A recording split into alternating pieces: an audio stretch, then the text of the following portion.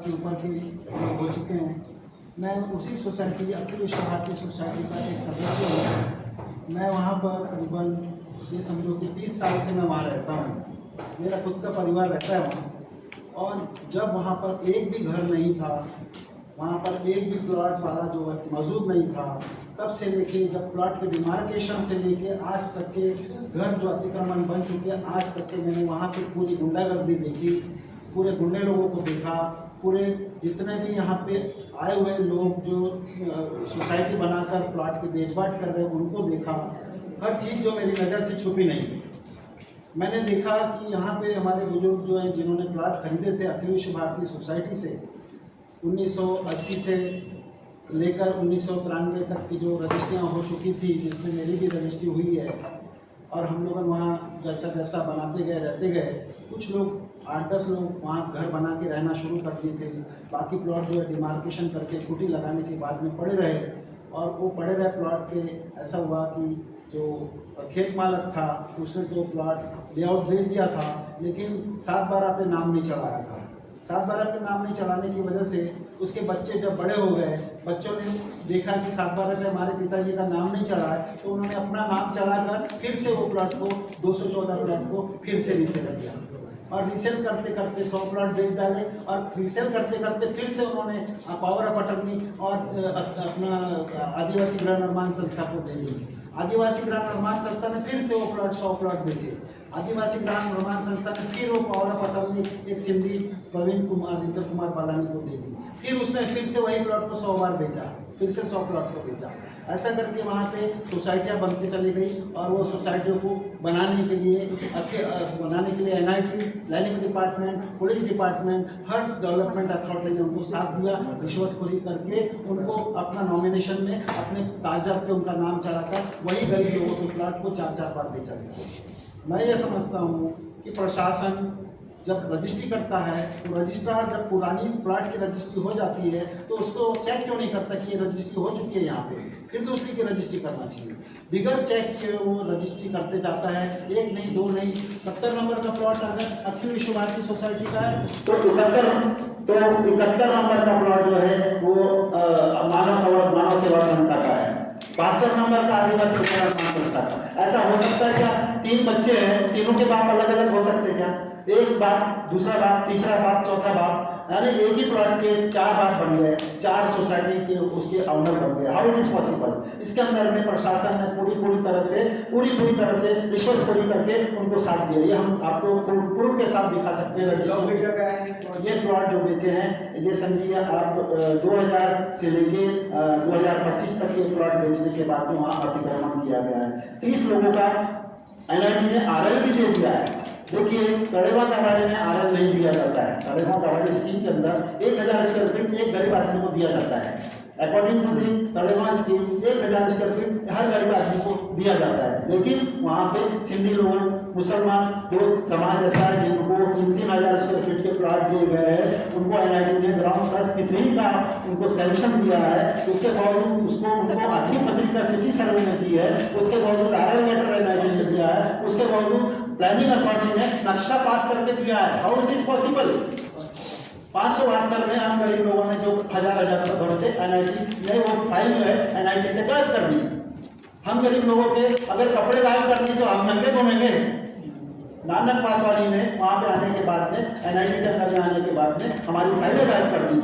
हम यहाँ पे 214 लोग तड़पते रहे, आज तक के RL के लिए तड़पते रहे, हम लोग आखिरी पत्रिका के लिए तड़पते रहे, लेकिन उन्होंने नए लोगों को 2000 के बाद में आने वाले लोगों को आखिरी पत्रिका भी दी, RL लेटर भी दिया, सैंक्शन लेटर भी दिया, प्लानिंग अथॉरिटी ने प्लान भी सैंक्शन करके दिया। How it is possible? हाँ, इसमें NIT का चेयरमैन जो है, इसके अंदर हमारी जजमेंट की कॉपी आप देखेंगे। जजमेंट की कॉपी के अंदर में ये जजमेंट की कॉपी है। इस आज 7/12 पे भी नाम हमारा सोसाइटी का लगा हुआ है, इसके बावजूद में ये 7/12 लेटेस्ट है। उसके बाद ये केस नंबर 750/750/12 का ये दिखा अखिल विश्व भारती सोसाइटी सबसे पहले नंबर पे कोर्ट में केस जीती है 2017 में।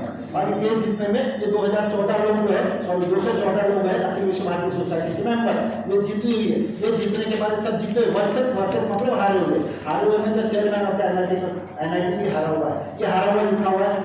आदिवासी रण निर्माण की संस्था आई हुई है, जिसके अंदर में 101 प्लाट उन्होंने बेचे, इनको आदर दिया, इनको ताकी पत्री कर दिया, और आज भी वहाँ पे कंस्ट्रक्शन चालू है। आज भी हमारी नजर के सामने है, हमारी छाती पे मुंह ये लोग बोल रहे हैं, और ये गरीब लोग और ये 214 लोग ये आज भी तड़प रहे हैं। बूढ़े लोग बूढ़े हो गए, कोर्ट कचहरी के चक्कर मार मार के इन्होंने आज पुलिस वालों को, एडवोकेट लोगों को, जजेस को पैसा खिला खिला के 40 लाख रुपए खिला खिला के इन लोगों का हर छीन लिया है। आज ये चक्कर मार मार के थक जाते हैं, इनको तारीखें पे तारीख मिलती है। हाउ इट इज पॉसिबल कि प्रशासन क्या कर रहा है, पुलिस वाले क्या कर रहे हैं? जिस पुलिस वाले के पास जाते हैं हर 6 महीने के बाद, हर 3 महीने के बाद पुलिस इंस्पेक्टर बदली हो जाता है, और हर पुलिस वाला बोलता है हमको पूरा कोर्ट का पेपर ला के दो।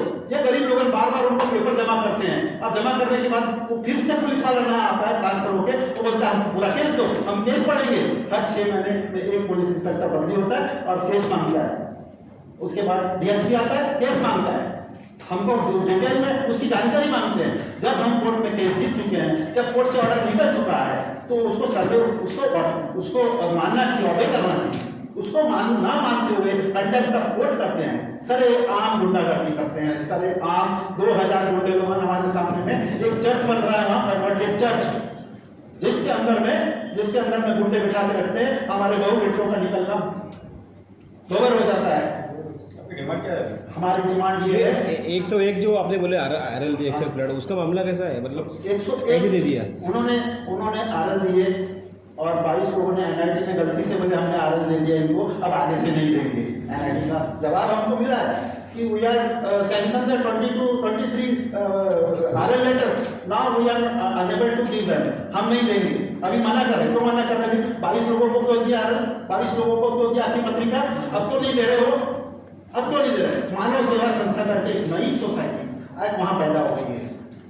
मैंने वहाँ बच्चे बड़े किया हूँ, मेरे बच्चे 30-30 साल के हो गए हैं, और आज एक 9 महीने का बच्चा फिर से आ गया मानव सेवा संस्था सैयद इकबाल करके आया, और उसने गैर कानूनी ढंग से वहाँ रोड बनाना शुरू कर दिया।